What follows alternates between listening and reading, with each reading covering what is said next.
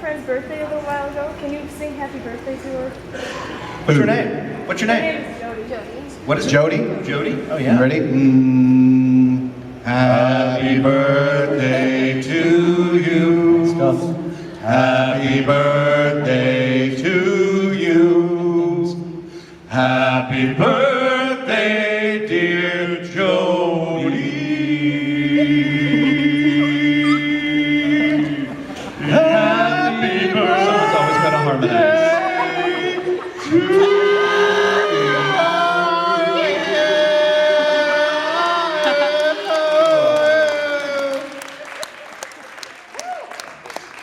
Been to Daisho Con before? No. But I have been to Wisconsin twice for 2 different conventions other than this one. Last year was the first time I had curds, and now I have a bad habit. Dude, if you keep eating those, you're gonna have more than a bad habit. Well, it's a good thing you're sitting next to me.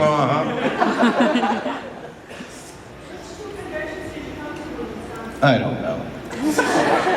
I think it was GeekCon, is that one of them? And then one like 10 years ago, I can't remember that one. I don't even know if it was a real convention. I think it was just me and a couple of guys out in the field with a cow. They called it a convention because they dressed the cow up to look like Krillin. He had little dots on his forehead. It was just really weird looking because it was a 3-eyed cow. I hear you get those out here. They make really good cheese though. Sure, it's a very moving experience. Oh my God! Not make me come through that window. Sir? I was at this is completely unrelated, but I was at it was a PC Cowboy show in Texas, and we had set up on a Friday night at this bar, and we wanted to go get something to eat. So me and one of the guys in the band drove to a KFC, and we sit there, and we order, and we pull up to the window, and we're like, "How you doing, man?" And the guy, this kid in the window's like, "Well, it's Friday night, and I'm working the drive-thru at KFC. How do you think it's going?" All right, sorry. Sucks to be you. Please don't spit in my food. All right, 10 minutes down, only an hour. That's good. 50 to go. Do you ever slip into a voice, Pat? It's the same. It's like what Sonny was saying. Sometimes when you've been stuck in one mode all day long, your voice kind of sits in that register. And so if I've been like voicing it, like when I was working on Greed, the next 3 days I was really talking at the bottom of my voice, and people were like, "Stop acting. It's over. You're out of the booth." So yeah, it sticks with you. And then when you're doing like curds to your intestines, and when you're doing like the young. I was about to say when you're doing the young boys, but that's not a good way to phrase it. When you're voicing younger characters, your voices you come out of the booth after 5 hours, you're going to be talking high in a high register for the rest of the day. That's all I have to say. Tatum can't get out of an English accent. I'll tell you what happened one time. I was directing Sean Schimmel. He's the voice of Goku, and he had gas one day. Must have had a lot of curds. And he, to his credit, he kept the door closed, but he kept talking about it and describing it. And I was like, oh my God, just keep that door closed, Sean. So anyway, when he left, to his credit again, he shut the door really quickly and left. And then I went on break. And then it was Laura Bailey's turn to record. And I forgot what happened in that booth all day.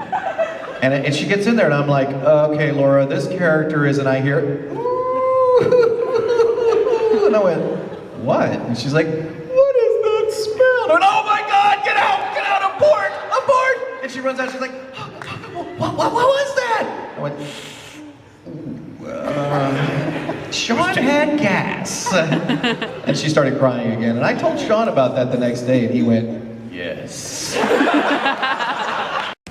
When I was down at ADV, I was working with a director and who's notorious for making you do take after take after take, and he didn't really know what he wanted. Yeah. And we were sitting there, and I can't remember the name of the show. It may have been, well, I can't remember. But anyway, we're doing this thing, and there's this one scene where my character, there's an explosion, and my character gets thrown off of this pipe or something, whatever he was standing on, and he lands. And the smoke clears, and he's there. Is everyone okay? You know. So all he wanted was this off-screen Foley, and a Foley is what we refer to as just kind of an effort, like, or, you know, something like that. We just refer to it as a Foley. So this was an off-screen Foley. And so you hear the explosion, and I go, ah! So I get blown off and I land. Two Foleys, right? So we do it, and you know, it's like, let's go, keep moving. And he goes, let's try that one more time. That was okay, it's not that big an explosion, so dial it back just a little bit. And I was like, okay.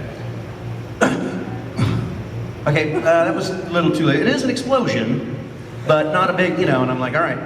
So we're doing this, and I'm kind of like, you know, dude, we've done it 25 times. I don't know what you want from me. I don't know what to give you. And I'm trying, but as actors, you know, we don't get in there and are all high and mighty. We're trying to give the director what they want. And he's just sitting there and he's like, oh man, God, let's just try it one more time. And he looks over at Jacob, the engineer, and Jacob is just looking, he's going like this. And he goes, what's wrong? And he goes, it's an off-screen Foley. He's done 30 of them. Pick one and move on. You don't have to get, yeah, I do. I don't know who golly, man. Maybe Goofy. Goofy, let's hear you, Goofy. Okay. That's pretty good. Well, stranger deals. What'd you say we gonna get us a cold beer? I say we go for it, and then we get some crack. Okay, you gotta leave because I'm already eating mushrooms. Uh-oh, Donald's already wasted.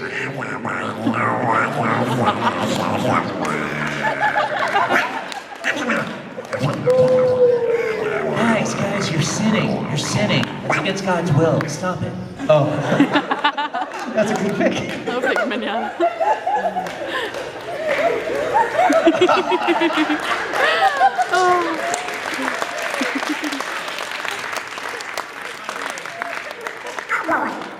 Any other questions? I think I remember Chris Patton, you were... No, you can't, it doesn't count until it's on the You mic. must wait for the microphone. I'm sorry. You know, as voice actors, if we don't wait for the microphone, it doesn't get recorded. Right. Lesson 1, always use the mic.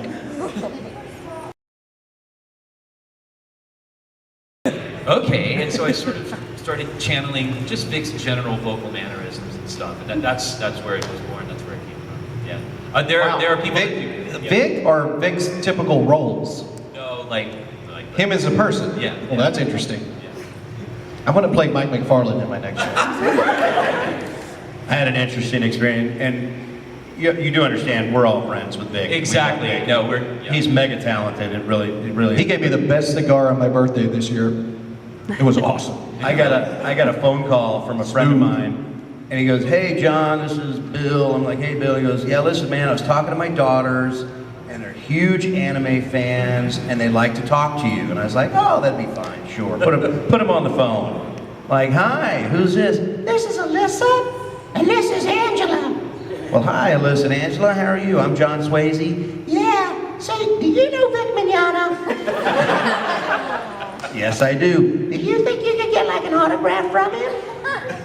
Sure, I probably can. Would you like me to put something in there too?" "No, just Vic, thank you." Can't look away. What is seen can never be unseen. Okay. This makes me happy for some For those of reason. you that can't see, Imagine him in a bikini doing that with a full beard.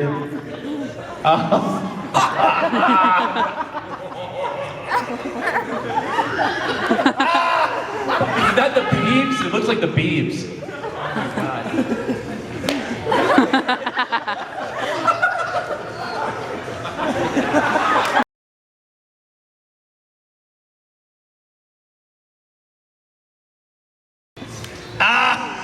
Oh my God.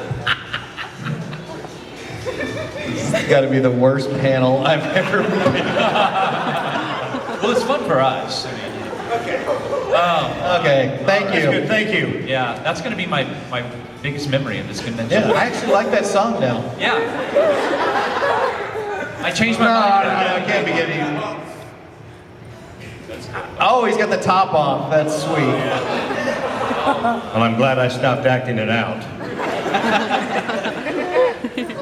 That was really disturbing. Oh, good. The children came in just in time.